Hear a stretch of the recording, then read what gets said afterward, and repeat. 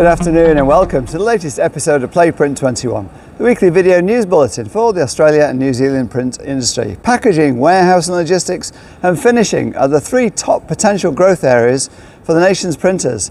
At least that's according to the VMA's latest industry metrics survey. They asked which areas the nation's printers were diversifying into.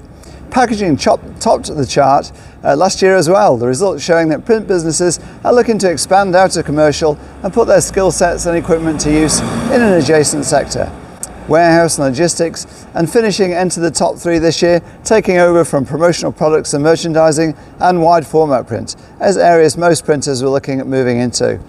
The last few years have seen a large number of commercial printers eyeing packaging, given its production similarities to commercial print, certainly as far as pre-press and printing go.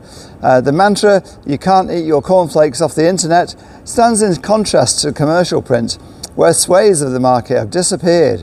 Offset press suppliers such as Heidelberg, Manroland and Koenig & Bauer are heavily invested in folding carton presses and are seeing large numbers of their presses sold into businesses for packaging. And the cut-sheet digital press manufacturers, they've been steadily increasing their stock handling capabilities, with most able now to print up to 400 GSM and more.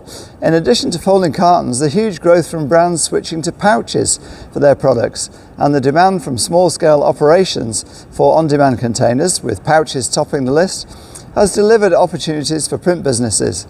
Meanwhile, print industry research analyst Smithers is making the prediction that sheet-fed offset volumes will actually grow by 0.3% CAGR over the next 5 years. Smithers also says the value of sheet-fed offset will grow at 1.4% CAGR to 2030. The figures are global and may not be reflective of mature economies like Australia and New Zealand, where commercial sheet-fed offset has struggled to maintain volumes. The outlook for digital, according to Smithers, is more positive. It says volumes will increase faster at 5.5% CAGR, up to 2.41 trillion pages in 4 years' time. The Visual Media Association has issued invitations to all 9 print associations to join what would be the first summit between the various bodies representing print and print people.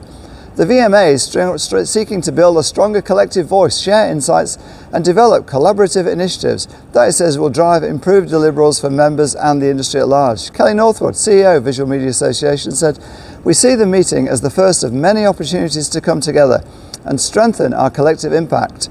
This is not just about discussion, it's about action and ensuring that we are future-proofing our industry, which is in a rapidly changing landscape." The summit, scheduled for next month, April, is calling for collaboration and exploration of common initiatives that can be developed as one between the 9 print trade associations. Those invited by VMA to the summit in Melbourne next month include the Australian Paper Industry Association, the Australian Sign and Graphics Association, ASGA, the Country Press Association, FESPA, FLMPA, LAA, Women in Print and Visual Connections. There is currently a limited collaboration between the associations. Most notable is the successful long-term partnership between VMA and Suppliers Association Visual Connections to deliver the country's trade show Packprint. And on Packprint, Print21 magazine has been named as the official media partner for the National Print Awards, which take place in the middle of Packprint and will sponsor a new award, the Print21 Printer of the Year Award.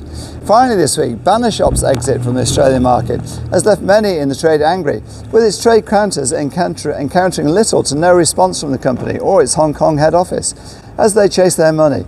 The sign and display printer, printed typically items like this behind me, pulled up stumps last month in Australia after an 18-year stint here, but the company appears to have made little to no effort so far to contact its numerous trade creditors.